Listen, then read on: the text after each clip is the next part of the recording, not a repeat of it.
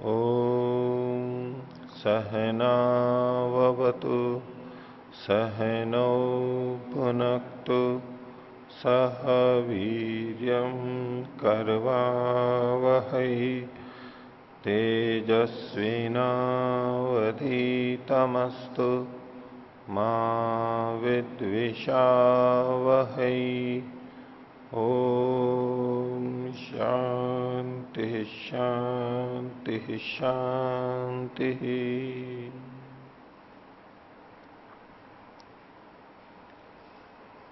छांदोग्य उपनिषद की 44वीं कक्षा। छांदोग्य उपनिषद के अंतिम प्रपाठक, उसमें भी छठे खंड तक हम पहले देख चुके हैं।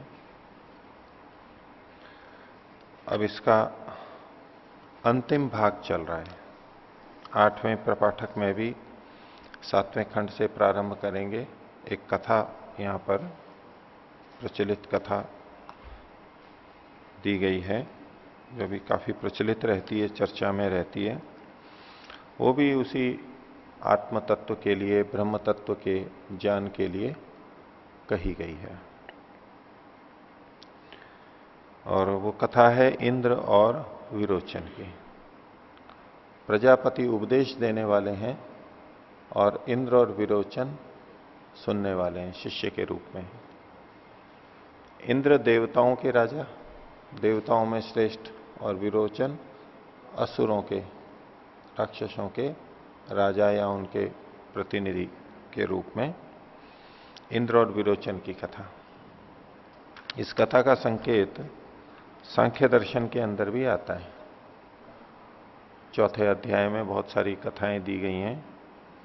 तो अब ये कथा प्रतीक के रूप में भी है, वास्तव में भी इस तरह से हुई हो। और ये कथा कितनी पुरानी है, इस उपनिषद से कितनी पुरानी है, उपनिषद में भी है, सांख्य दर्शन में भी है। ये कब की है, कैसी है, इसका तो कोई विशेष वर्णन कहना, निर्धारित करना मुश्किल है। पर हमारे लिए बहुत प्रेरणा की बात ये बताती है। तो देखिए 7वें खंड में पहले प्रवाक में तो प्रजापति ने एक घोषणा की। प्रजापति उस समय के विद्वान, विशेष व्यक्ति, आध्यात्मिक व्यक्ति, और उन्होंने एक घोषणा की। क्या की? यह आत्मा अपहत पापमा विजरो विमृत्युर विशोको विजिगित्सो अपिपास सत्य काम सत्य संकल्प सो अन्वेष्टव्य स विजिज्ञासितव्य। बोले वो आत्मा है, उसका अन्वेषण करना चाहिए, उसको जानना चाहिए। उसको पढ़ो, उसको जानो, उसको खोजो। जैसे आज भी कहते हैं कि ये विषय पढ़ना चाहिए, ये विषय पढ़ना चाहिए, ये जानना चाहिए। आज के युग के हिसाब से जिसको जो जैसा है वैसा वैसा बताते हैं। तो प्रजापति ने कहा कि इसी का अन्वेषण करना चाहिए और इसी को जानना चाहिए। कैसा आत्मा? तो बोले जो अपहत पापमा है, जो पाप से रहित है, दूर है, वृद्धावस्था से रहित है, मृत्यु से दूर है, शोक से रहित है, जिसको भूख नहीं होती, जिसको प्यास नहीं होती, जो सत्य कामनाओं वाला है, सही कामनाओं वाला है, सत्य संकल्प वाला है, उसकी खोज करनी चाहिए, उसकी जिज्ञासा करनी चाहिए। तो आगे कहा ऐसा करने से क्या होगा? तो स सर्वान लोकान आपनोति सर्वांश्च कामान, और सभी लोगों को और सभी कामनाओं को प्राप्त कर लेता है जो इस आत्मा को जान लेता है। यह तम आत्मानम अनुविद्य विजानाति इतिह प्रजापति रुवाच, जो कि उस आत्मा को अनुविद्य विजानाति, खोज करके जान लेता है। अनुविद्य विजानाति, दो तरह की बातें हैं यहां पर। जैसा कि पहले उन्होंने कहा सो अन्वेष्टव्य स विजिज्ञासितव्य, वो अन्वेषण के योग्य है और वो जानने योग्य है। जिज्ञासा करनी चाहिए कि मैं उसको जानूं, उसको जानूं, तो ठीक जानूं, खोज करके जानूं। और बाद में जो कहा आत्मानम अनुविद्य भी जानाती, बाद में जान करके, जैसा सुना पढ़ा उसके बाद में फिर अन्वेषण करके और फिर जो जानता है, जान करके जो जानता है, अनुविद्य विजानाति, खोज करके जानता है, जान करके जानता है, अनुविद्य विजानाति। तो जान करके जानता है, ये कौन सी बात हुई? जान ही लिया तो जान करके फिर जानता है, तो दोनों में कुछ भिन्नता हमें देखनी पड़ेगी। तो एक जानना होता है सुन करके, और उसके बाद में फिर से जानना, ये चिंतन मनन से खोज करके, विश्लेषण करके और फिर साक्षात्कार करके। तो एक तो सुन के जानना है, एक मनन चिंतन के बाद में जानना है, तो यह अनुविद्य विजानाति, जो उसको जान करके फिर और खोज करके जानता है। केवल ऐसा ही जानना नहीं है, क्योंकि कथा के अंदर जानना दो प्रकार का होगा, एक अनुविद्य विजानाति और एक बस विजानाति, सामान्य रूप से जान लिया उसने।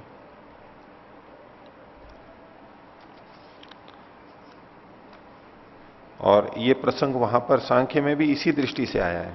नोपदेश श्रवणे अपनी कृतकृत्यता, उपदेश के सुनने मात्र से कृतकृत्यता नहीं हो जाती। परामर्शात्रित है, परामर्श के बिना, परामर्श का मतलब वहां पर चिंतन मनन विवेचना, इसके बिना, विरोचनवत, विरोचन के समान। न विरोचन में केवल श्रवण श्रवण, उपदेश का श्रवण देखा गया, उपदेश उसने सुन लिया, लेकिन परामर्श नहीं किया, उसने चिंतन मनन नहीं किया, तो कृतकृत्यता उसको नहीं हुई, आत्मा का ज्ञान नहीं हुआ। और दृष्टस्तयोर इंद्र से, इंद्र में वो देखा गया, कृतकृत्यता देखी गई। वो कैसे हुई? वो परामर्श से, चिंतन मनन से हुई। अर्थात इंद्र और विरोचन में जो भेद है वो यही, यूं जानने को तो दोनों ने जाना है, उपदेश दोनों ने सुना है, लेकिन एक ने उसके बाद में चिंतन किया, मनन किया और फिर जाना, और एक ने बस वैसे ही सुन करके जान लिया। तो यहां भी जो स अन्वेष्टव्य स विजिज्ञासितव्य, उसको अन्वेषण करना चाहिए, जानना चाहिए। अन्वेषण खोज करेगा, वो तर्क वितर्क युक्ति संगति लगाएगा। और वही बात है अनुविद्य भी जाना थी, पहले जाना सुना और उसके बाद में फिर और सोच समझ करके फिर और अच्छी तरह से जाना। बस इसी मूल बात पे यहां पर उस शैली का, विधि का यहां पर उपदेश हमारे को दिया गया है। बाकी वर्णन तो आ ही रहे हैं। तो कथा कहते हैं कि तद्ह उभये देवासुरा अनुभुबुधि रे, प्रजापति की इस घोषणा को देवों ने और असुरों ने दोनों ने सुना। लोगों से प्रजापति ने कहा तो उसको सुन के औरों को कहा, किसी ने औरों को कहा, ऐसे सुन सुन करके कर्ण परंपरा से चलते चलते उन तक भी पहुंची होगी बात। उन्होंने भी सुना कि भाई ऐसी घोषणा की है प्रजापति ने, और उसमें उनको आकर्षण क्या था? सर्वांश्च लोकान आपनोति, वो सब लोगों को प्राप्त कर लेता है, और सर्वांश्च कामान, सब कामनाओं को प्राप्त कर लेता है। उनके लिए तो आकर्षण का लक्ष्य ये था, प्रयोजन ये था, क्योंकि वो भी लोगों को जीतने में लगे हुए थे, इस लोक को प्राप्त करें, इस लोक को प्राप्त करें। देव भी उसी तरफ लगे हुए, असुर भी उसी तरफ लगे हुए, हमारी ये कामना पूरी हो जाए, हमारी ये कामना पूरी हो जाए। लेकिन उन्होंने देखा कि सारे लोगों की प्राप्ति तो नहीं हुई हमारे को। देवता भी जानते थे कि सबकी नहीं हुई, और असुर भी जानते थे, और सारी कामनाएं पूरी नहीं हुई, ये देव भी जानते थे और असुर भी जानते थे। देव आप यूं कह लीजिए अच्छे व्यक्ति, धर्मात्मा, पुण्य कर्म करने वाले, और असुर कह लीजिए दुष्ट कर्म करने वाले, अन्याय अत्याचार से अपना पालन पोषण करने वाले, वो असुर लोग, दुष्ट आत्माएं। लोगों को दोनों जीतना चाहते हैं, कामनाओं की पूर्ति दोनों करना चाहते हैं, लेकिन हो तो पा नहीं रही थी। तो जैसे ही प्रजापति की घोषणा आई कि जो इस आत्मा को जान लेता है वो सब लोगों को प्राप्त कर लेता है और उसकी सारी कामनाएं पूर्ण हो जाती है, तो वो तो इसी खोज में थे। उनको लगा कि हाँ ये एक उपाय हो सकता है, फिर देखें, देखने में क्या दिक्कत है। जब इतने सारे उपाय हम कर रहे हैं, लक्ष्य हमारा वही है, किसी ने कहा है तो चलो हम भी इसको भी देख लेते हैं। आजकल की भाषा में कहते हैं चलो इसको भी ट्राई करके देख लेते हैं, प्रयोग करके देख लेते हैं, क्या बुराई है। जैसे कि कोई बीमार व्यक्ति होता है, ये इलाज कराया, प्रसिद्ध प्रसिद्ध कराया, लेकिन हुआ नहीं, फिर कहीं कहीं से कुछ सुनने में आता है कि वहां वो कोई व्यक्ति है, वहां गांव में कोई व्यक्ति है, वहां इतनी दूर कोई व्यक्ति है, ऐसा ऐसा कोई है। तो जब और तो कुछ आशा की किरण दिखती नहीं है, तो डूबते को तिनके का सहारा, वो वहां वहां जाते हैं। फिर ऐसे भी बहुत लोग हो जाते हैं, तो वहां भी पंक्तियां लगी हुई रहती हैं, खूब लोग जाते हैं। तो उनको तो दिखाई वही देता है, लक्ष्य उनके सामने है कि हमारे को ये प्राप्त करना है, हमारे को स्वस्थ होना है। तो जहां भी थोड़ा सा होगा, चलो प्रयोग करने से क्या है, प्रयोग करके देख लेते हैं।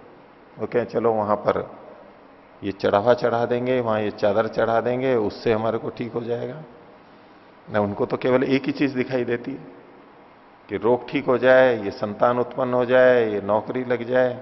वो तो दिमाग में वही घूम रहा है बस। तो किसी ने भी कह दिया बस वहीं पहुंच जाएगा। अब वहां बुद्धि विवेक काम नहीं करता है। वो आकर्षण ऐसा ज्यादा होता है, जिस चीज का जिसका भी लक्ष्य है उसके लिए वो कुछ भी करेगा, कहीं भी जाएगा, वो सोचेगा ही नहीं। वो प्रयोग करने में क्या है, इतने लोग जा रहे हैं, मैं भी प्रयोग कर लूंगा, नहीं हुआ तो नहीं सही, कोई बात नहीं, लेकिन करके तो देखें। वो प्रयास करते रहते हैं।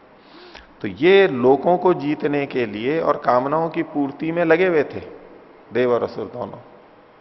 आज भी ऐसा ही है, धार्मिक व्यक्ति भी उन्हीं चीजों के लिए लगा हुआ है और असुर लोग भी उन्हीं के लिए लगे हुए हैं। शैली अलग अलग है, अच्छे और बुरे हम कहें उसको, लेकिन मूल लक्ष्य जो है वो तो सुख साधन संपन्नता, तो दोनों का ही बना हुआ है, दोनों ही चाहते हैं। ऐसे देव और असुर थे। बस चलो अब इस आत्मा को जानने के लिए क्यों आए? आत्मा को जानने के लिए नहीं आए, वास्तव में आत्मा को जानने के लिए नहीं आई है। आत्मा को जान के होगा क्या? और प्रजापति ने शुरू में ही इतनी घोषणा कर दी, इतनी बड़ी, कि सारे लोगों को जीत लेता है और सारी कामनाएं उसकी पूर्ण हो जाती हैं। वो तो इसलिए आए थे। और आज भी अध्यात्म में जो आते हैं वो किस लिए आते हैं? किस लिए आते हैं? आत्मा को जानना है। क्योंकि कोई कहे कि मैं अध्यात्म में इसलिए आया, आत्मा को जानना है, परमात्मा को जानना है। वे क्यों जानना है आत्मा परमात्मा को? जरूरत क्या है? बोले मुक्ति को प्राप्त करना है। वे क्यों प्राप्त करना है? जरूरत क्या है मुक्ति को प्राप्त करने की? आवश्यकता क्या है? तो मूल में यही मिलेगा, और दुख की निवृत्ति और सुख की प्राप्ति, अधिकार की प्राप्ति, संपन्नता, सब कुछ अच्छा जिसमें लगता है। तो ये दोनों आ गए। तो देव और असुर में आगे देखिए, ते होचुर हंता तम आत्मानम अनविच्छाम। चलो उस आत्मा की इच्छा करते हैं। उसने कहा था ना स्व अन्वेष्टव्य, तो बोले चलो हम इस आत्मा की इच्छा करते हैं, तो उसी से ही हो जाए, चलो इस बहाने ही हो जाए। वैसे तो दुनिया में सुख हुआ नहीं, तो चलो योग करके ही सुख को प्राप्त कर लेंगे। वैसे तो रोग ठीक हुआ नहीं, चलो योग ही कर लेते, इसी से कर लेते। अंततम आत्मानम अन्विच्छाम। किस आत्मा को? यम आत्मानम अन्विष्य, जिस आत्मा को खोज करके। सर्वांश्च लोकान आपनोति सर्वांश्च कामानि थी, तो सारी भाषा ही यही बता रही है। चलो अब उस आत्मा की इच्छा करते हैं। किस आत्मा को? जिससे सारे लोगों की प्राप्ति हो जाती है, सारी इच्छाओं की प्राप्ति हो जाती है। लक्ष्य वही बिल्कुल बना हुआ है। तो इंद्रो हैव देवानाम अभिप्रव्रजा प्रवप्राज विरोचनो असुराणाम। तो उनमें से, देवों में से इंद्र वहां से चला और उधर असुरों में से विरोचन चला, अपने अपने ढंग से। दोनों अनजान थे एक दूसरे से। तौह असंविधानो एवं समित पाणी प्रजापति सकाशम आजगमतु। दोनों प्रजापति के पास पहुंच गए, एक दूसरे को ना जानते हुए। पता नहीं था कि भाई इधर देवताओं ने इसको इंद्र को भेज दिया है या असुरों ने विरोचन को भेज दिया है। दोनों चले गए, पहुंच गए वहां पर समित पाणी। समित पाणी बड़ा है, पूरी श्रद्धा भक्ति के साथ में कि हमें कुछ चाहिए। श्रद्धा भी कब बनती है? किस गुरु के प्रति, किस पुस्तक के प्रति, किस स्थान के प्रति, किसी मंदिर के प्रति, किसी मजार के प्रति। जहां से ज्यादा मिलने की संभावना होती है, वहां उतनी श्रद्धा, उतनी विनम्रता, उतने ही झुकेंगे। नहीं, ये बड़ी चीज है। यहां तो पूरा समर्पण व्यक्ति कर देता है। ये श्रद्धा देखो कहां से आ जाती है उन्हें। एकदम श्रद्धान्वित, बड़े नियमों के पालन करने वाले कि ऐसे ऐसे करना, बिल्कुल वैसे ही करेंगे। थोड़ा सा भी इधर उधर हो गया तो बोले फिर ये फल नहीं मिलेगा। ऐसे कपड़े पहनने, ऐसे जूते उतारने, ऐसे सिर पे करना है, ये चीज साथ में होनी चाहिए, सब कुछ प्रक्रिया को करेंगे, क्योंकि उनको पता है थोड़ा सा भी हुआ तो असफल हो जाएगा। और व्यक्ति छोड़ता कहां पर है, जब पता है कि इससे कुछ होना जाना तो है नहीं, और क्या फर्क पड़ता है, ये नहीं किया तो बुद्धि भी ज्यादा होती है अपनी। वो तो समर्पित बुद्धि वाले हो जाते हैं, तब तो ठीक है, जो कहा वो मान लिया, उसमें नूनच नहीं कुछ भी, जो कहा वो मान लिया बस। और जब बुद्धि को काम में ले लेते हैं तो कहते इसकी तो क्या जरूरत है, ये तो ऐसे ही जोड़ रखा है, ये जो चीज है बस ये मूल चीज है, वो कर लिया, ये सब फालतू की चीजें हटाओ उसको, वो हटा दे देता है, नियमों में इधर उधर करेगा। तो समित पाणी होकर के प्रजापति के पास पहुंच गए। तो वहां पर तौह द्वाविंशति वर्षाणी ब्रह्मचर्यम उशतु। अब वहां गए तो इतनी बड़ी चीज प्राप्त करनी थी, वहां किसी ने पूछा ही नहीं उनसे कुछ, पता नहीं पूछा है क्या हुआ। 32 साल तक ब्रह्मचर्य का पालन किया, वहां रहते रहे, तपस्या करते रहे, सेवा करते रहे, जो भी करते रहे। वो उपदेश जो लेने के लिए गए थे वो अभी तक मिला नहीं उनको। 32 साल रहे, 32 साल। आज सारी पढ़ाई 32 साल तक कोई करे तो ही मुश्किल हो जाती है। यद्यपि अभी विद्या का अधिक प्रभाव है, बड़ी बड़ी आयु तक भी पढ़ते रहते हैं। तो पहले तो जल्दी विवाह हो जाते थे, पढ़ाई भी नहीं थी, अब तो अपना जीवन बनाने के लिए देर तक पढ़ते हैं, 25 तक, 28 तक, 30 तक, 32 भी पढ़ लेते हैं। 32 साल तक रहे। आगे देखिए, तौह प्रजापति रुवाच, और फिर प्रजापति ने कहा उनको 32 साल के बाद में। कहानी पूछा पहले तो, 32 साल तक तो पूछा ही नहीं कि आए क्यों हो तुम यहां पर।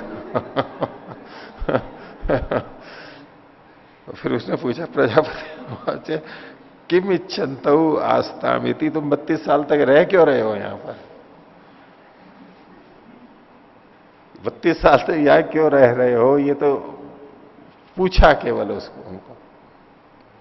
अब वो भी पक्के थे, क्योंकि उनको सब लोगों को प्राप्त करना था विजय। 32 साल कोई बड़ी बात नहीं है, बोले सारी कामनाओं की पूर्ति करनी थी, इतने साल से लगे हुए थे, थोड़ी थोड़ी होती है, तो ये तो बड़े के लिए तो चलो कोई बात नहीं, प्रतीक्षा कर लेंगे, जब दरवाजा खोलेंगे कोई बात नहीं। तो 32 साल बाद तो दरवाजा खुला होगा, और तब पूछा कि आप क्यों आए नहीं। तो पहले अगर दिख जाते तो पूछ नहीं लेते कौन आए हो, कहां से आए हो। तो पहला ही प्रश्न है, तो पता लगा 32 साल से रह रहे हैं, और वो उधर वो भी परीक्षा कर रहे होंगे कि मेरे पास आए हैं, देखते हैं इनमें धैर्य कितना है। 32 साल बैठे रहे। देखो प्रतीकात्मक भी हो सकता है ये, या क्या इच्छा करते हुए तुम 32 साल तक रह गए। तो तौ हो चतु तौ ह ऊंचू, उससे बोले दोनों। तब तक दोनों तो मिल ही चुके होंगे, दोनों की एक ही कामना थी, उसी घोषणा को सुन के तो आए थे दोनों, तो समान ही बोल रहे हैं। यह आत्मा अपहत पापमा विजरो विमृत्युर्विशोको विचिकित्सो अपिपास सत्य काम सत्य संकल्प सो अनवेष्टव्य स विजिज्ञासितव्य स सर्वांश्च लोकान आपनोति सर्वांश्च कामान यह तम आत्मान अनुविद्य विजानाति थी। दे उसके वो इसी घोषणा को पूरा का पूरा याद कर रखा था। 32 साल में तो खूब बैठ गया होगा वो, वही घूम रहा था उनको तो बोले भगवतो वचो वेद यंते, आपके उस वचन को जानते हुए, हमने सुना आपका ये वचन, तम इच्छन्तो आस्था में थी, और उसकी इच्छा करते हुए हम रह रहे हैं। इतनी तड़प है हमारी आत्मा को जानने की, इतना धैर्य है, उसको जानने के लिए यहां पर आए हैं। बाकी चीजें तो हमारे पास हैं, संपन्न है, सब कुछ है, सारी हमारा राज्य शासन वो सब चल ही रहा है, क्या कमी थी उनको, ना दुनिया में इतने लोग हैं, सब कुछ था, लेकिन इसको पाने के लिए आए हैं। अब प्रजापति ने भी उसको इतना रहस्य बना करके रखा कि इनके लिए वो चीज और बड़ी हो गई बहुत। तो बड़ी होती बड़ी थी और लेकिन और उसके उनके मन में बात बैठ गई। तो प्रजापति ने कहा चलो ठीक है, सरल थे, बहुत जल्दी कहा ठीक है, उन्होंने इच्छा व्यक्त की और बोले लो अभी सुनो। उदार मना थे। तो तौह प्रजापति रुवाच यह एशो अक्षिणी पुरुषो दृश्यते। ये जो आंख में पुरुष दिखाई दे रहा है, दिखाई देता है आंख में पुरुष? आंख में पुरुष दिखाई देता है ना? आंख में दिखाई देता है। एक तो यह है कि हम किसी से भी बात करते हैं तो ये लगता है जैसे कि आंख में ही ये आत्मा बैठी हुई है, क्योंकि सारे भाव और सब तो वही आंखों से ही आते हुए दिखते हैं हमारे को। चेतनता तो वहीं दिखती है ना, सबसे अधिक चेतनता कहां दिखती है? आंखों में दिखती है। एक तो है कि वो सामने वाले में बैठा है, और एक है कि दर्पण की तरह से, वो आंख भी दर्पण की तरह से काम करता है, तो उसमें चित्र दिखाई देता है। तो बोले जो आंख में पुरुष दिखाई देता है, इसकी कई कथाएं हैं, फिल्मों में भी आता रहता है ऐसा। जासूसी फिल्में होती है ना, डिटेक्टिव, तो नहीं काले चश्मे तो लगाते हैं वो ठीक है। एक कोई फिल्म थी पता नहीं बहुत पहले की, मेरे को कौन सी है पता नहीं, तो उसमें कोई अपराध हो गया, उसका एक चित्र देखने में आ गया, पकड़ में आ गया। वो खोज रहे थे खोजते खोजते खोजते वो चित्र टंगा हुआ था, तो अचानक उसकी आंख में दिखा, उसकी नजर चली गई देखने वाले की, उस चित्र में जो आंख थी, और आंख में देखो इसमें कुछ दिखाई दे रहा है। उस चित्र को बड़ा किया फिर, और उस आंख में अपराधी का चित्र था, दिखाई दे रहा था आंख के बीच में।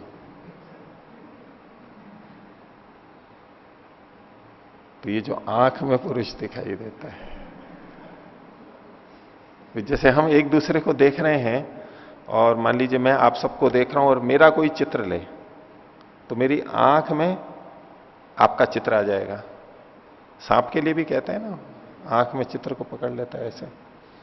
या चश्मे में तो दिखता ही है हमारे को सामने वाले का, चश्मा हो तो सामने के सब दिखाई देने लग जाते हैं उसमें दर्पण की, तो ये भी दर्पण की तरह काम करता है। तो जो चित्र खींचा जाएगा, वो चित्र सामने वाले का चित्र तो ले ही रहा है, अब मेरी आंख में जो प्रकाश आ रहा है, मान लो जो कुछ भी आ रहा है, या आप लोगों का चित्र जो भी आ रहा है, वो भी उसके साथ साथ में आ गया ना, उसको बड़ा करेंगे तो इसमें दिख जाएगा। उधर कौन बैठा है ये तो पता नहीं, कोई चित्र ही नहीं था, लेकिन इसका एक का चित्र था, और उसकी आंख में उसको बड़ा करने से वो दिख गया, तो पकड़ लिया कि ये कौन व्यक्ति है, पहचान में आ गया। तो प्रजापति ने कहा यह ऐशो अक्षिणी पुरुषो दृश्यते ऐशा आत्मा इति होवाच, यही आत्मा है 32 साल बाद में। एतद अमृतम अभयम एतद ब्रह्म, यही अमृत है, ये अभय है, और यही ब्रह्म है, ये सबसे बड़ा है। इति अथ यो अयम भगवो अपसु परीक्षायते, ये एक बात बता के फिर कहा कि ये जो जल के अंदर जाना जाता है प्रतिबिंब के रूप में, यहां भी प्रतिबिंब के रूप में ही देखना है, क्योंकि बाकी सारे वर्णन ऐसा ही है। तो जो जल में जाना जाता है, यश्च अयम आदर्शे, जो कि दर्पण में देखा जाता है, कतमा एव इत, वो कौन सा है? क्योंकि परीक्षा कर रहे थे अभी, उनको तो ये कहा कि आंखों में जो पुरुष है वही वो आत्मा है, आंखों में जो दिखाई दे रहा है, फिर उनकी परीक्षा की। अच्छा ये बताओ, ये जो पानी में दिखाई देता है ये कौन है? ये जो दर्पण में दिखाई देता है ये कौन है?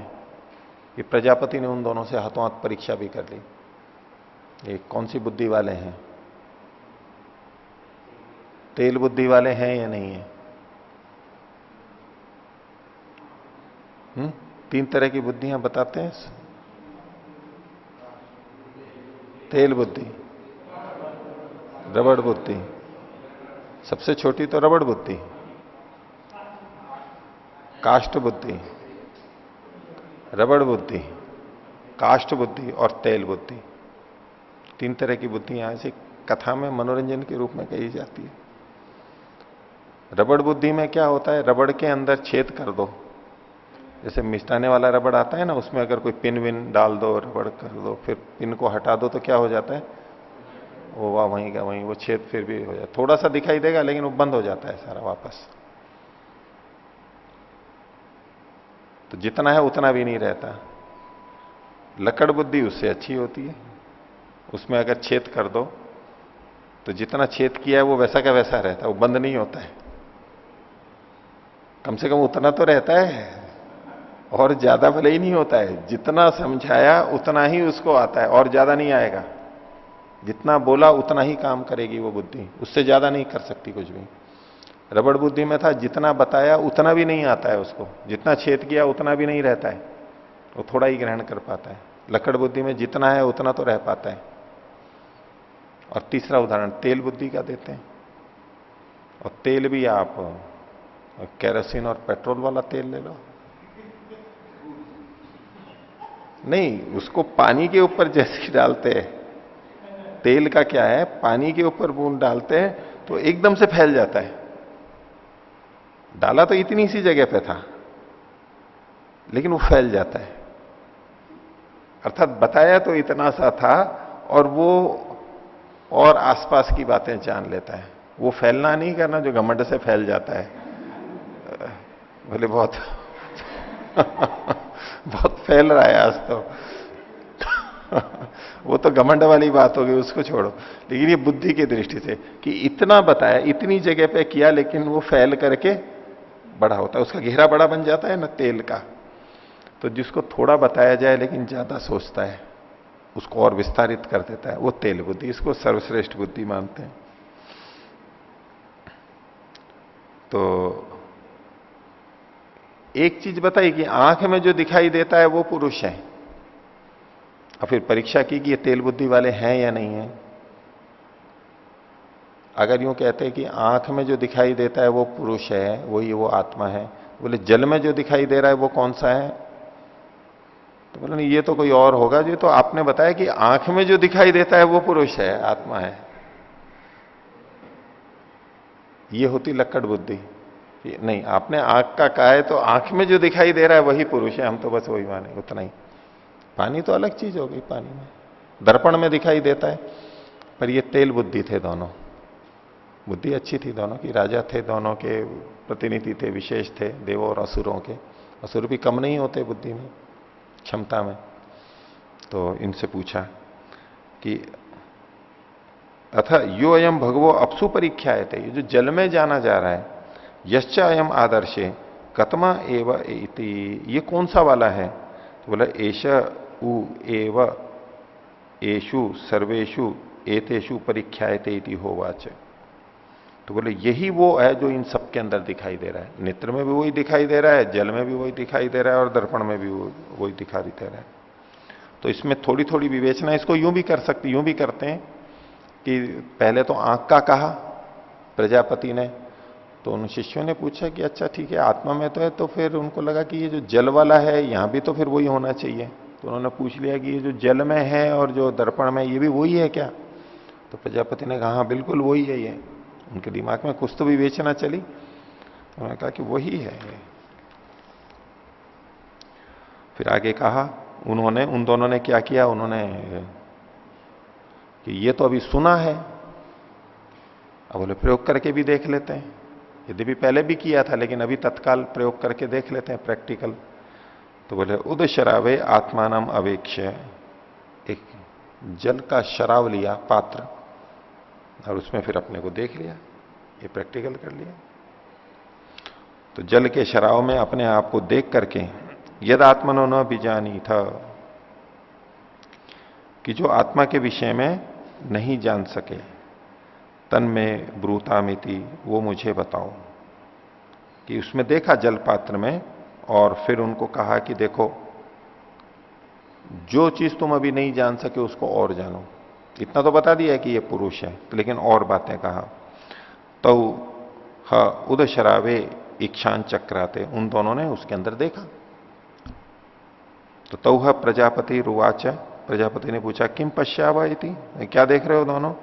तो तौ होचतु सर्वम एव इदम आवाम भगवा आत्मा नाम पश्याम, हम इस सारी आत्मा को देख रहे हैं, पूरा हमारे को दिखाई दे रहा है। कैसी सारी का, आलोमभ्य आनकेभ्य प्रतिरूपम इति, रों से लेकर के नख तक, नख से लेकर शिख तक बोलते हैं, रों से लेकर, यानी सूक्ष्म सूक्ष्म सारी चीजें वो सब हमारे को एकदम स्पष्ट दिखाई दे रही हैं। ये हम पूरी आत्मा को जान रहे हैं, इसके किसी एक खंड को नहीं जान रहे हैं, पूरे को जान रहे हैं, पूरा हमें दिखाई दे रहा है। तो प्रजापति ने कहा कि ठीक है, सही रास्ते पे जा रहे हैं, थोड़ा इनको और पाठ को पक्का कर देते हैं। और परीक्षा भी ले रहे हैं साथ में, या तो कोई पक्का हो जाएगा और पाठ को कि ये बिल्कुल ठीक बात कह रहे हैं, जो अभी तक सुना है समझा है वही और पक्का हो जाएगा, और साथ में परीक्षा भी हो जाएगी, अथवा किसी में उसी से प्रश्न उठ खड़ा होगा। तो कहा तौह प्रजापति रुवाच साधु अलंकृत सुवसनौ परिष्कृत भूतवा उदशरावे अवेक्षेथाम इति। बोले अच्छा, अब तुम दोनों अच्छी प्रकार से अलंकृत हो जाओ, आभूषणों को पहन लो, अच्छे कपड़े पहन लो, खूब साफ सुथरे बिल्कुल टिप टॉप होकर के, टिप टॉप बोलते हैं ना उसको, कि कपड़े वपड़े बिल्कुल साफ सुथरे, एक भी सलवट नहीं, सब कुछ क्रीज और वो जो भी चीज है वो सब अच्छे है, बाल भी अच्छे, कोई एक भी इधर उधर नहीं। हालांकि आजकल बाल इधर उधर होते हैं तो वही फैशन है, लेकिन जितने अव्यवस्थित रहेंगे वो और अच्छा माना जाता है, थोड़ा विशेष माना जाता है आजकल। बातें नहीं है, वो यूं ही बालों को इधर उधर टेढ़ा मेढ़ा, जैसे स्नान करके निकलते हैं ना, जैसे बड़े बाल वाले स्नान करके निकलते हैं तो तौलिए से पोंछा हुआ होता है, वैसे ही हाथ से यूं यूं कर लेते हैं, उस रूप में ही बाहर आते हैं, वो आजकल ज्यादा अच्छा माना जाता है। तो बोले देखो तुम क्या है ये, तो तौह साधु अलंकृत सुवसनो परिष्कृत भूतवा उदशरावे अवेक्षान चक्राते। उन दोनों ने सब ऐसा ही करके और उसमें फिर से देखा। तो तौह प्रजापति रुवाच किम पश्यता थी, अब बताओ अब क्या देख रहे हो, पहले भी देख लिया था और अब भी देख लिया। बिल्कुल ठीक ठीक प्रायोगिक करा, प्रैक्टिकल करवाना सब तरह से, ऐसा करो अब ऐसा करो अब ऐसा करो।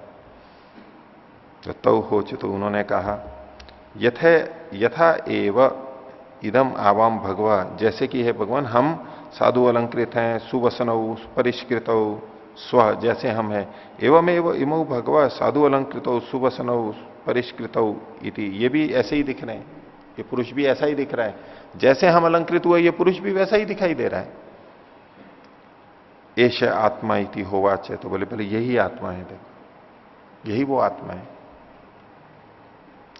एतद अमृतम अभयम एतद ब्रह्मा इति, इसी को पा करके तुम मरोगे नहीं और इसी को पा करके तुम अभय हो जाओगे, और यही सबसे बड़ा है। तौह शांत हृदय प्रभव प्रजतु, शांत हृदय से चल पड़े, शांति मिल गई ना। भले ही 32 साल बाद मिली, लेकिन जो जिज्ञासा थी, और जिज्ञासा तो आग होती है ना, अशांत कर देती है व्यक्ति को। संशय हो गया, जिज्ञासा हो गई, वो तो अशांति की अवस्था है। बोले यही नहीं जानता हूं मैं, ये कैसे जानूं, जानो उत्सुकता। अब जान लिया तो शांत हो गए, शांत होकर के चल पड़े। तो तौह अनवीक्ष्य प्रजापति रुवाच, तो उन दोनों को देख करके अब प्रजापति अपने आप ही बोल रहे हैं, और कोई बैठे होंगे तो उनको बोल रहे होंगे।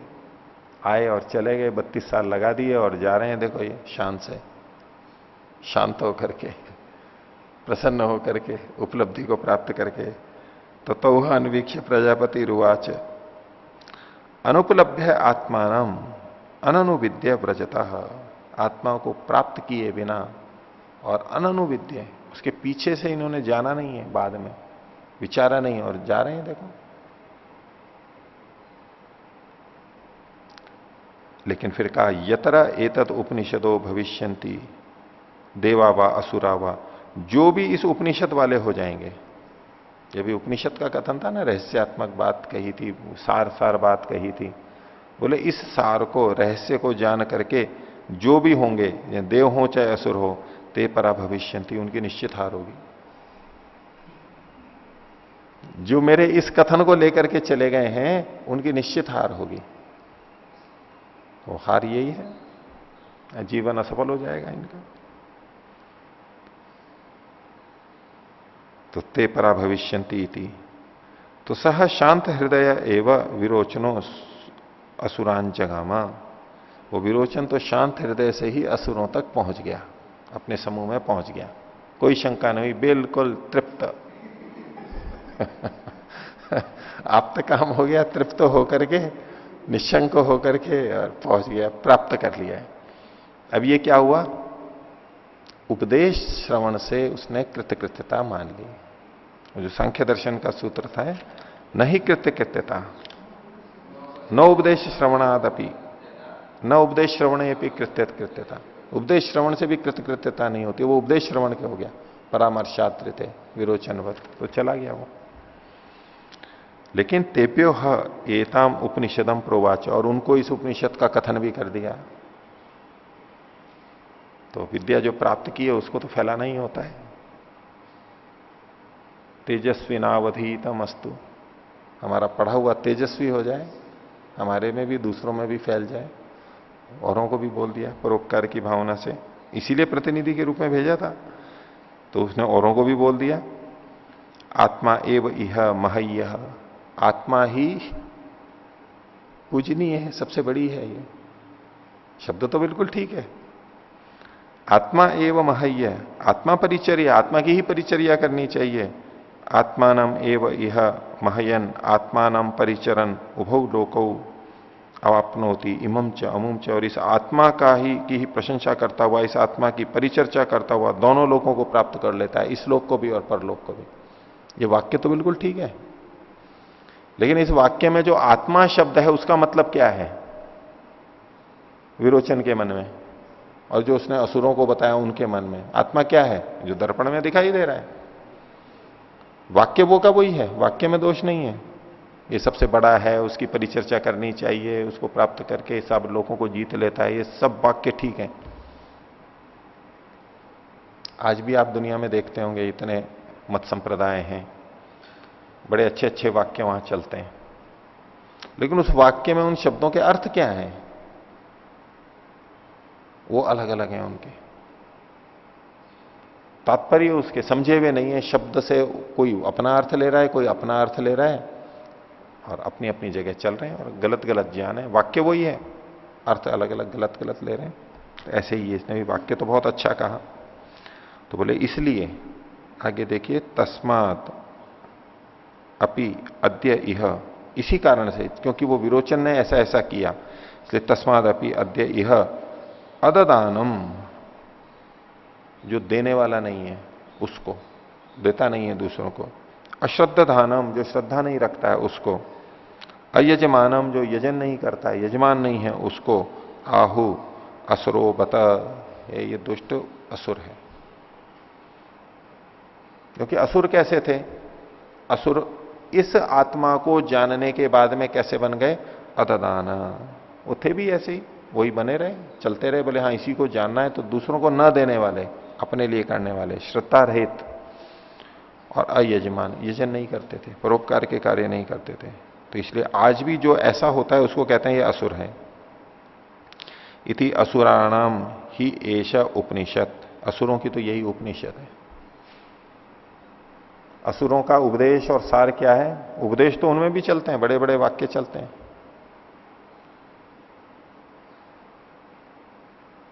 जो भौतिकवाद में चलते हैं वहां भी बड़ी बड़ी सूक्तियां चलती हैं उनकी,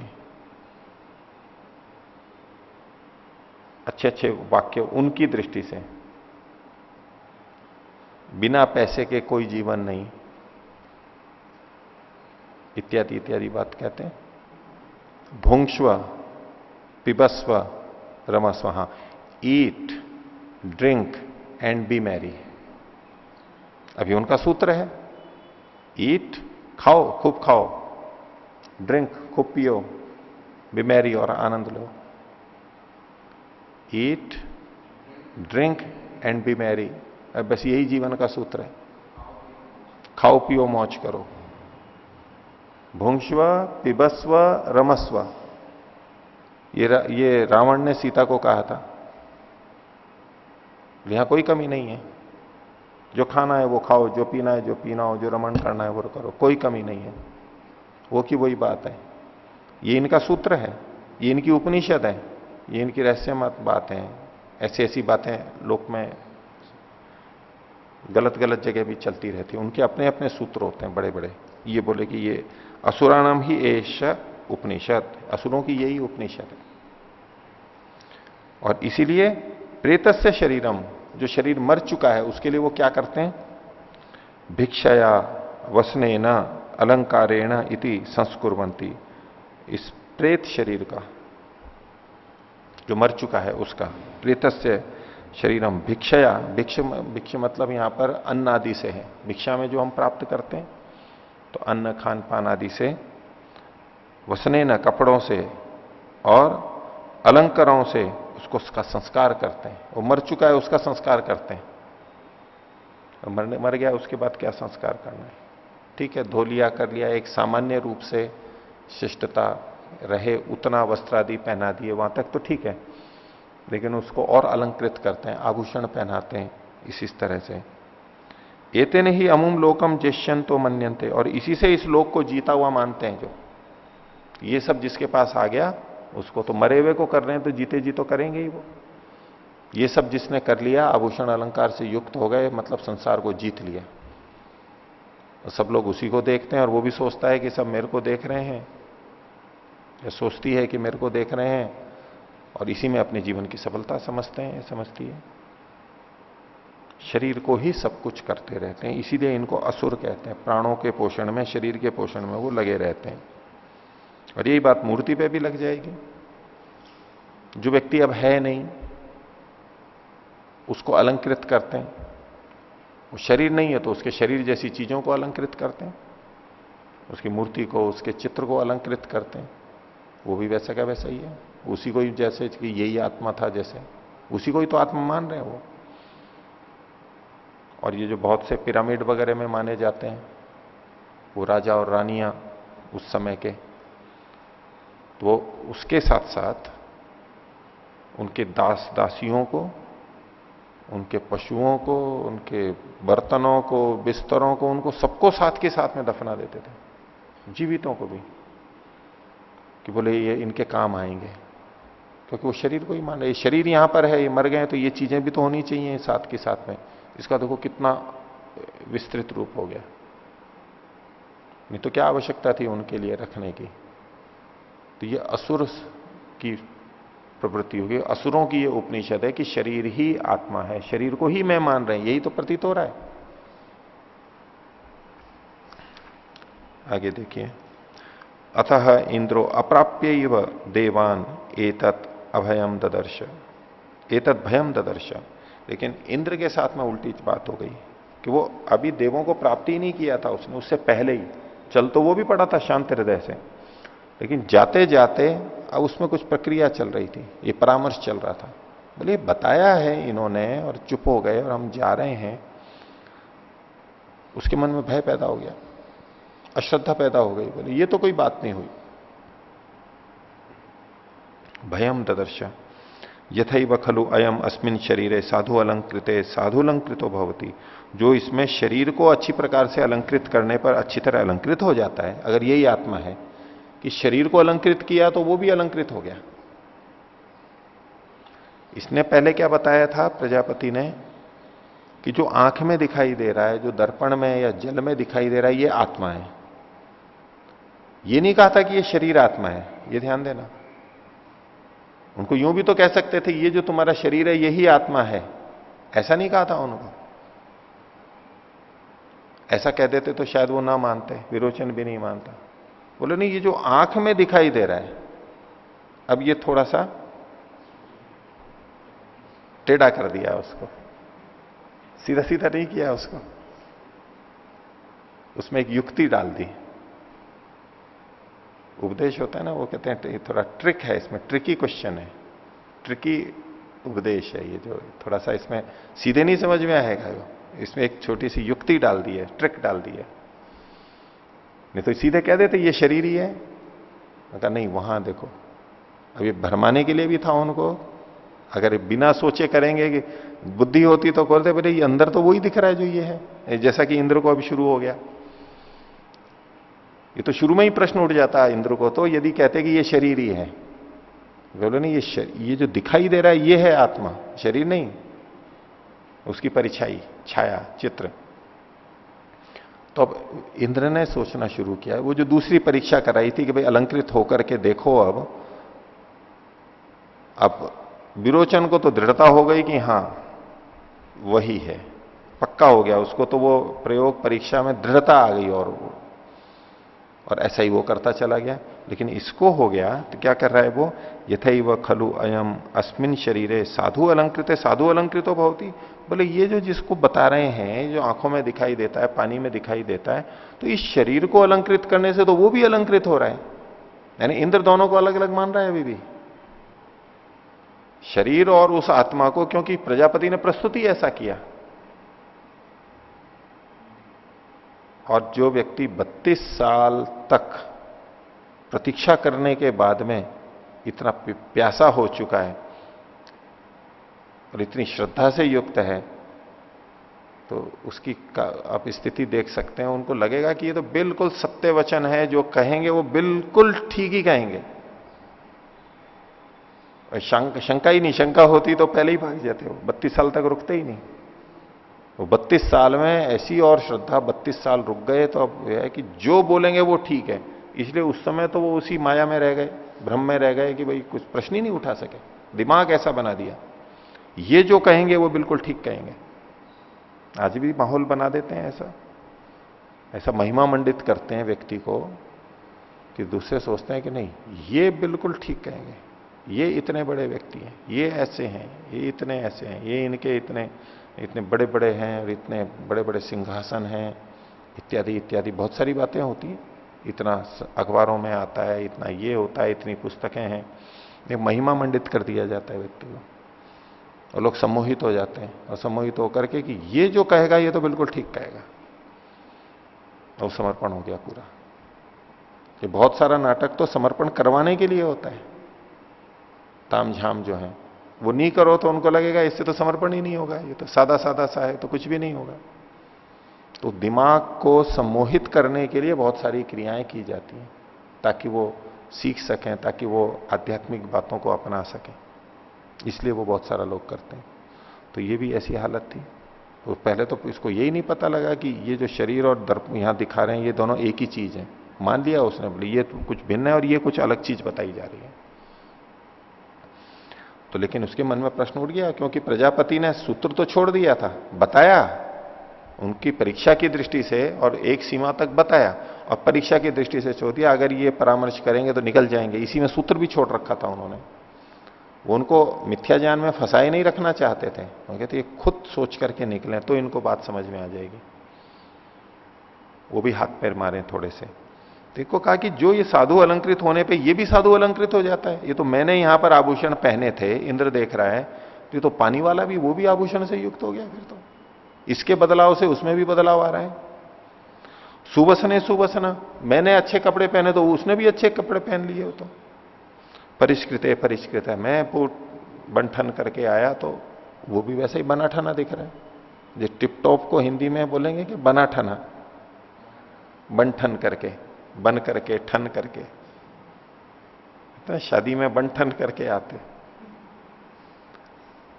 एवं एवं अयम, अब उसके अलावा अब ये और परामर्श कर रहा है। देखो बोले अगर ऐसा है कि आभूषण पहनने से वो भी आभूषण वाला हो जाता है ये, तो बोले एवं एवं अयम अस्मिन अंधे अंधो भवति। बोले अगर कोई यहां आंख से अंधा हो जाए इधर, या काना हो जाए, तो वो भी अंधा हो जाएगा। फिर तो जब जैसा यहां वैसा वहां, तो ये अंधा होगा तो वो भी अंधा हो जाएगा। श्रामे श्राम, बहरा है तो वो भी बहरा हो जाएगा। परिवृकणे परिवृकणा, कोई अंग भंग है तो उसका भी अंग भंग हो जाएगा। अब ये परामर्श चल रहा है इंद्र का, संशय पैदा कर रहा है। और जिसमें संशय पैदा हो गया उसका क्या हाल होता है? संशय आत्मा विनश्यति। अब इसमें देखो भय पैदा हो रहा है इसको। इंद्र के लिए भय शब्द का है, और विरोचन शांत होकर के चला गया। सत्संगों में बहुत लोग शांत रहते हैं, बहुत बहुत अच्छा आनंद आया, बहुत अच्छी शांति मिली, और बहुत बस तृप्त होकर के आ जाते हैं, शांत होकर के आ जाते हैं। दूसरे होते हैं वो भय चिंतन करते हैं, भयभीत हो जाते हैं, उनको निर्णय नहीं आता है। और ये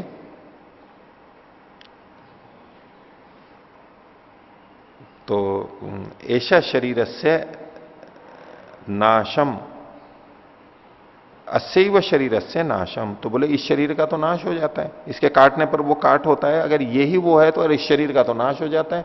एक तरफ कह रहे हो कि वो अमृत है, नष्ट नहीं होता है, तो इस शरीर का तो नाश हो जाता है।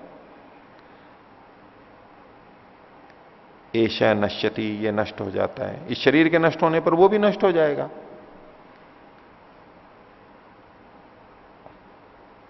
अस्यैव शरीर से नाशम अनु ऐशा नश्यति, शरीर के नाश के पीछे पीछे वो भी नाश हो जाएगा फिर तो, जबकि उसको तो अमृत कहा गया, उसको विरोध प्रतीत होने लग गया। नाहम अत्र भोग्यम पश्यामी इति, मेरे को इसमें कोई भोग्य नहीं दिखाई दे रहा है। भोग्य का मतलब हो गया मेरे को इसमें कुछ लाभदायक चीज दिखाई नहीं दे रही है, कोई हितकर चीज दिखाई नहीं दे रही है, मेरे को इसमें अपना कोई अच्छापन दिखाई, भलाई नहीं दिखाई दे रही है। भोग्य शब्द आया देखो, सारे शब्द कैसे उलट पुलट करके आए हैं। विरोचन शांत है और ये भयभीत है, और इंद्र उसमें भोग्य देख रहा है। अब भोग्य का अर्थ हम दूसरे ढंग से लेते हैं, संसार की चीजों को भोगने के अर्थ में, लेकिन यहां भोग्य का मतलब है, भोग्य हम उसको मानते हैं जिसमें हम अपना हित समझते हैं। बोले इसमें कोई हित नहीं देख रहा हूं, इसमें क्या हुआ, ये इन्होंने उपदेश दिया, इससे क्या हुआ, कुछ भी नहीं हुआ, ये तो कोई बात बनी नहीं, कुछ प्राप्त नहीं हुआ। नाम अत्र भोग्यम पश्यामी थी। तो उसने कहा कि ठीक है, तो समित पाणी पुनः आए, फिर समिधा को हाथ में लेकर के फिर आ गया। बोले नहीं, ये बात नहीं बनी, बहका दिया है मेरे को, तो कुछ इधर उधर झुंझुना दे करके मेरे को खुश कर दिया है। बच्चे को दे देते हैं ना झुंझुना, वो बजाने वाला खिलौना दे देते हैं, बोले ठीक है, ये बहका करके बच्चे बहक भी जाते हैं बच्चे, इससे बात नहीं बनेगी। तो समित पाणी पुनः आए, तम ह प्रजापति रुवाच, प्रजापति उससे बोले, भगवान ऐश्वर्य वाला वो इंद्र था, ये शांत हृदय प्रभराजी, तुम तो शांत हृदय से चले गए थे, यानी पिछले प्रश्न का तो समाधान हो गया था तुम्हारा। सार्थम विरोचन है ना, विरोचन के साथ तुम तो शांत होकर के चले गए थे, तो उसका तो समाधान मैंने कर दिया था, और तुम्हारा समाधान हो गया है और मैंने समाधान कर दिया, ये इसी से पता लग रहा था कि तुम शांत हो गए थे, तो तुम्हारी इच्छा पूर्ति तो कर दी थी। तो किम इच्छन पुनरागमयी थी, फिर किस इच्छा से तुम दोबारा आ गए हो, नई इच्छा के। अब यहां भी वो भटकाने का प्रयास कर रहा है प्रजापति, नहीं तो क्योंकि प्रजापति को तो पता था कि जो परामर्श करेगा तो उसको प्रश्न उठेगा, तो सीधे भी कह सकते थे उसको, यहां तुम्हारे मन में जरूर प्रश्न उठा होगा उसी बारे में, और उससे इंद्र और भी चमत्कृत होता। अच्छा, इनको पता है मेरे मन की बात, पहले से इनको पता है, वो और भी श्रद्धान्वित हो जाता। कर सकते थे वो, लेकिन किया नहीं, वो भटकाने का प्रयास कर रहे हैं उनको इधर उधर कि शायद हो जाए। तो बोले तुम्हारा प्रश्न का तो मैंने समाधान कर दिया था, बड़े भोलेपन से बोल रहे हैं, और तुम शांत होके चले गए थे, आप ही उसमें प्रमाण है, फिर किस लिए आ गए तुम, किमिच्छन पुनरागमयी थी। तो स होवाच यथैव खलु अयम भगवो, अब वो सारी बात फिर वैसे ही कह रहा है जो उसने विचार किया था। अस्मिन शरीरे साधु अलंकृते साधु अलंकृतो भवति, सुवसने सुवसन परिष्कृते परिष्कृत एवमेव अयम अस्मिन अंधे अंधो भवति, श्रामे श्राम परिविक्णे परिविक्णो अस्यैव शरीरस्य नाशम अनु एष नश्यति, नाम अत्र भोग्यम पश्यामि इति। मेरे को तो इसमें कुछ भी नहीं दिख रहा है, आपने जो कहा उसने, बोले मैंने तो अंधा और ये काना और अंग भंग वाला ये सब देख लिया, उसके बाद भी कुछ नहीं है, मैं तो खूब सोच लिया इसमें कुछ नहीं है तंत्र। तो फिर अब प्रजापति बोलते हैं, एवं एव एष मघवन इति होवाच, बोले कि ये ऐसा ही है, तुमने ठीक सोचा है, ऐसा ही है ये।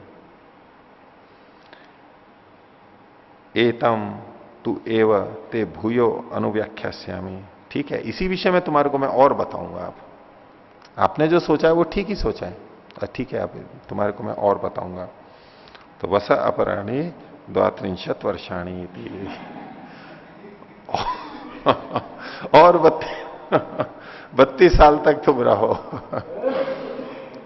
अब व्यक्ति की परीक्षा तो तभी होगी ना, जब गुरुजी ने जो बोल दिया उसको मान लिया और सच्ची श्रद्धा का तो पता तभी लगेगा ना कि वास्तव में इसकी प्यास है और ये मेरे से ही जानना चाहता है, मेरे प्रति ही श्रद्धा है। नहीं तो दूसरे के पास चला जाएगा जो 32 दिन में बता दे या 32 मिनट में बता दे, आप तत्काल बता दे, वहां चला जाएगा। तो बोले 32 साल तक और रहो। सह अपराणी द्वात्रिंशत वर्षाणी द्वात्रिंशतम वर्षाणी उपवास तस्मय होवाच। और वो 32 साल तक रहा फिर, और अब उसको फिर से उपदेश दिया। इसको दूसरे ढंग से हम ये देखें कि यूं वैसे तो आत्मा का उपदेश यूं बोलने करने में तो चलता ही रहता है, कितना आसान सा, लेकिन उस बात को समझने के लिए जो पात्रता चाहिए वो कुछ तैयार की जा रही है वहां पर। नहीं, और तपस्या करो और ये करो और ये करो, तब वो बात समझ में आएगी, वही वाक्य। और वो वाक्य बिना तपस्या के वैसे बोल दिया गया, यूं सुन भी लिया गया, वो काम नहीं करेगा, वो योग्यता पात्रता नहीं बन पाती। फिर उसको आगे का उपदेश दिया।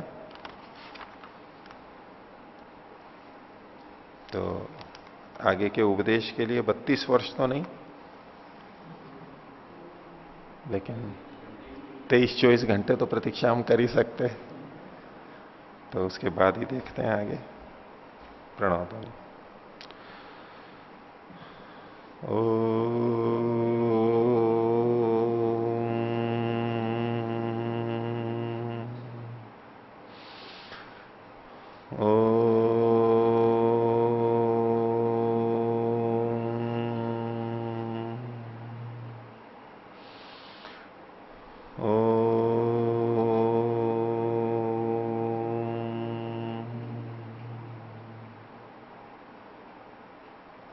सभी को सादर अभिवादन। ओम